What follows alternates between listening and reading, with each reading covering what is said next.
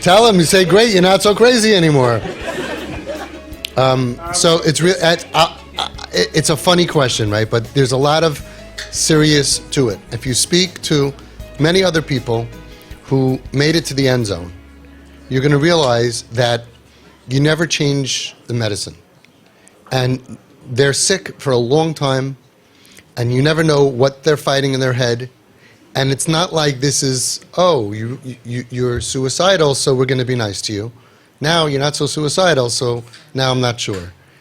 The regular stuff doesn't work on them, and I haven't found, I say at least till the chuppah, this is what we're doing. But I haven't found that with kids who are in pain, that they can tolerate any other treatment. But it goes a little bit deeper than that. Why do we always feel that the default is what we call normal, and that the twisted, which works so well on boosting and fixing and healing and bringing back kids from the brink, and that's like uncomfortable for us. And then it's like, as soon as I don't have to do it, do I have to do it? Do I have to still do it? When can I stop doing it? Why would you want to? What are we all about? We understand that when we fix trauma as much as we can, one of the things that we can, there's a lot that we cannot do, but one of the things that we can do is we can fix trust. I trust you. I trust you.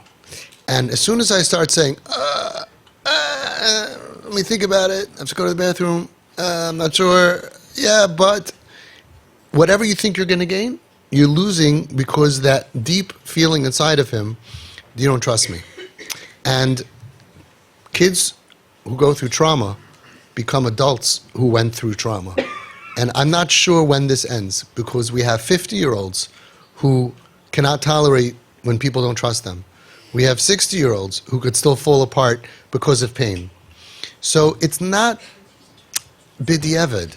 In other words, I know you're all here because you feel it's b'diavad, and I usually play that game, and I say, oh, well, twisted parenting when everything else fails. I raised my kids this way. I raised my kids that, sure, I trust you. And whatever I may have lost, maybe I gained, because they feel like my father trusts me. I have a kid who was in Shidduchim, and he was smoking. So I would take him in my car, and we would go drive and smoke, because he didn't want anybody else to see him. And we're in the car, and he says, I'm the only kid in the world that sneaks away from people with my father. You understand? Everybody else, I make sure my father doesn't know. I'm with my father, make sure nobody else sees me, because I'm on his side. And whatever we think that we could be losing, I want to challenge that thought. We all have noise in our brain that tells us they're manipulators. Your children are evil. Your children are manipulators. You can't just say yes. They're just going to get worse and worse. If you don't tell them you can't spend this or you can't spend that, they're going to just spend as much money as they possibly can, and they're bad people. And I want you to think about that, because all of that comes from the Goyim. That's not what we believe. We believe that our children are a chelik elika mimal mamish. What does that mean? We believe that our children are good. And I can give my kids credit cards, and they're not going to spend as much as humanly possible with no Rahmanas, because they're good. Now, don't try this at home. Don't start all of a sudden, because if you weren't like this and you turn open the faucet, there's going to be a lot of spending happening. Look at the bright side. You'll have a lot of points. So when they come to collect the money, you can fly away. That's the big milah. And some people, they say, I know when the credit card bill comes because trucks start lining up in front of my house, But if you bake this in from when they're young, or you fix it with TP, there's no reason to go back to the dark side. There's no reason to start saying, no, for two reasons. First of all, because he's still battling, he's still struggling, he's still far from normal. Baruch Hashem, he's so far from where he was. But he's so far from stable, normal. So wait, if he's holding down a job and a wife and kids for 10 years, then you could start maybe. But why would you? Say, of course, honey, whatever you need, I'm here for you. Of course, honey. They don't get spoiled from that. They feel echaba tata, echaba mama. And the one reason that we all don't do this is because of that noise. They're manipulators. They're going to take advantage of you. I'm not talking about a 6th grader. Someone at the training this week said something so good. It was good. It was a good training. We had 8 new couples. It was good, right? We was fest. And the guy sitting next to me, the Russian guy, scary dude, actually very bachent, but I wouldn't get on his wrong side. There's nothing scarier than a scary Russian Balchuva who's 8'7". Okay. He could literally eat me for lunch. She called you? Yes. I guess you said good things. Thank you. Checks in the mail. So he tells me, he says, you know, what happens is we start teaching the kids when they're 2, when they're 3. No, put this here because they don't know anything. You have to go to bed, you know, and you have to brush your teeth, and we take away stuff, you know, for those of you who've done that. And then he says the problem is we just never stop. So we could have kids who are 20, and we're still treating them like, you have to take a bath. How can we put this there? And it's like, Zriya Ubinyan, Revolba, wrote about it so beautifully. And as much as we change, there's a piece of us that still, we're just used to bossing them around.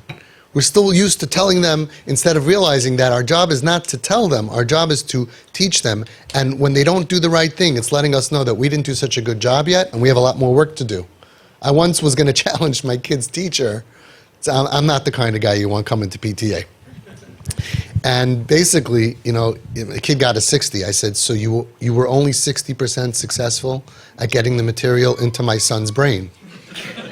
Like, who got the 60? You got the 60. You're supposed to get 100% of the material in his brain, and he only got a 60. You were only 60% successful. Try harder.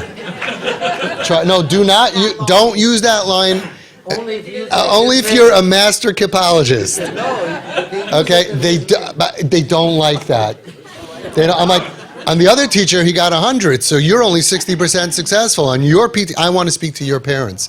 At PTA, it's going to be parent of teachers thing, and I'm going to say, I think your son could be doing better. You know, he's trying hard, but I really feel he's not motivated enough to teach my son. He only got a 60. I really feel like he should be doing better, you know. And it's true in the sense that I had a kid who in 6th grade really struggled with a Rebbe to the point that the Rebbe said he needs medication. And in 7th grade, that same kid was a superstar because he had more skill. So what we're doing here is not b'diavad. It's only for the world b'diavad because they can't handle us. They can't even handle that we should do this when a kid is on top of a building. They're like, nah, but who says they're going to manipulate you? I got a call this week. I would say 4 calls that were all the same in very different ways. One was about a girl who's in a rehab or something far away where they want to throw her out because she's not compliant, and now it's the parents' job to say you can't come home and you got to put pressure. Another one was all similar type of situations. And what's amazing is that people think that we can actually control these kids. And that if we say, no, you're not going to come home unless you behave, that all of a sudden they're going to say, well, I guess I got to behave. Right? I always say, I want to meet the kid who was doing drugs. We heard tonight about Baruch Hashem, she's off Percocet. We heard tonight Baruch Hashem is off cocaine. We heard Baruch Hashem kids who are recuperating without any treatment program at all besides for you amazing parents. Right? I want to meet the kid who says, you know what happened? I was doing cocaine, and my father said, I'm not giving you any money. So I quit. I had no money. And if you have no money, you can't buy drugs. And I'm clean. I want to meet the people who that worked on. And yet, that's the norm. That's considered normal. That's considered that's not twisted. We're twisted when we say, I understand you and I'm here for you. And we give this table legs that are solid. And we say, I trust you. So when we go ahead and we say, oh, you're a little bit recovered. So now I'm not so sure that I'm just going to give you whatever you want. What are we really saying? I say that when you give them what they want, they spend less money. I say that when you give them what they want, they recover better, and they will be supporting you for the rest of your lives. The older TP parents will vouch for it. They're the ones, he'll vouch for it. You got a shaitel. The kid bought her a shaitel. When you're chas v'shalom, 119 3/4 in the old age home, you say, who paid for the round-the-clock nurses? It's not covered by insurance. It'll be your kip. It'll be your kid in pain who you invested so much. Why? Because I know what they are. It's the chelak alakami mal mamish. It's the sweet. It's the caring. It's the sensitive. And therefore, I wouldn't play with that IV. I wouldn't touch the IV. Kid called them out and said, oh, when I was suicidal, it was everything goes. And now that I'm doing a little bit better, you have to think about it. It's not an incentive to be good. But not because I'm scared of him. I was scared of him when he called me, but I am no longer scared of him. I am not scared of him. I'm a little scared of him. Now you are I got a phone call at 6:35 a.m. and my heart rate Right. through the roof. I'm a little scared of him. But we have a long way to go. Tell him when he asks something or he wants something, even if it's not a good idea, Shefala, sweetie, 100%. You are so right. Sure, honey. It's the sure, honey method. Just get used to saying it. Because like I always say, out of 100 of their ideas, they're all going to be bad ideas. They don't have good ideas. Each idea is crazier than the next one, more dysfunctional than the next one. Your hair, if you lose a hair after every idea, you will be bald. Bad ideas, each one. We can't afford to wait till they have a good idea to tell them great idea, because that's years from now and they're not going to get there. So what I realized is that when we say great idea, they get healthier because they feel that we trust and believe in them, and we think that they're smart. And then what happens to healthier kids? Less chance of bad things happening. Make better decisions. We're still always up against the world out there of sickness and pain and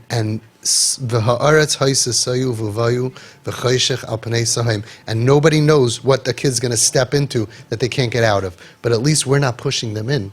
You're not a part of their pain. You're not a part of the problem. You're part of the solution. So the question, as funny as it was, and as much as he challenged you and said, now that I'm doing well, I don't get yeses. And you could say, no, you don't, because you don't need yeses all the time. You could use a no once in a while because you're healthy enough.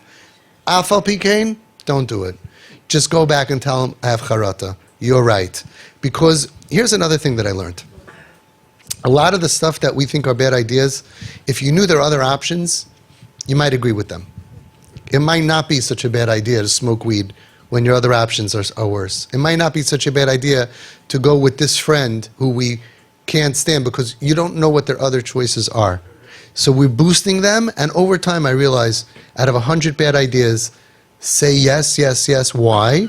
95 of them ain't going to happen anyway. So instead of having 95 times that you hesitate and go, ugh, and you pull the respirator out, you pull out the plug each time, right? Each time. Instead, you have 95 times that it didn't affect anything anyway because it doesn't happen, that you said, great idea, adarabba, sure, of course. Because it doesn't happen. And those 5 times that are going to happen are not going to happen faster because mommy and daddy let me. That's fantasy. It's going to happen. So at least let it happen with your idud encouragement. It makes them safer. Makes them safer.